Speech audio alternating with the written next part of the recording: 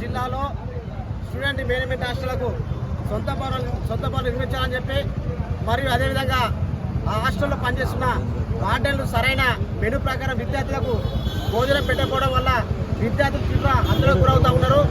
రాష్ట్ర ప్రభుత్వం బడ్జెట్ కేటాయించినా కానీ ఇప్పటి వరకు మెను ప్రకారం నాణ్యమైన భోజనం పెట్టని వార్డెన్ల పైన కలెక్టర్గా స్పందించి చర్యలు తీసుకొని వాటిని సస్పెండ్ చేయాలని చెప్పి ఏపీఎస్ సమక్షంలో కోరుతా ఉన్నా.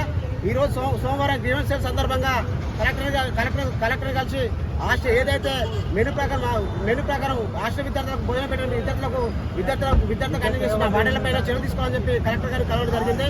అదేవిధంగా ప్రభుత్వం మెను ప్రకారం భోజనం పెట్టని చెప్పినా కానీ హాస్టల్ వాటిని స్పందించకపోవడం మరియు జిల్లాలో ఉన్న డీడీ సంక్షేమ శాఖ డైరెక్టర్ కూడా హాస్టల్ పైన పర్యవేక్షణ చేయకపోవడం చాలా బాధాకరం అని చెప్పి సందర్భంగా తెలుస్తున్నా.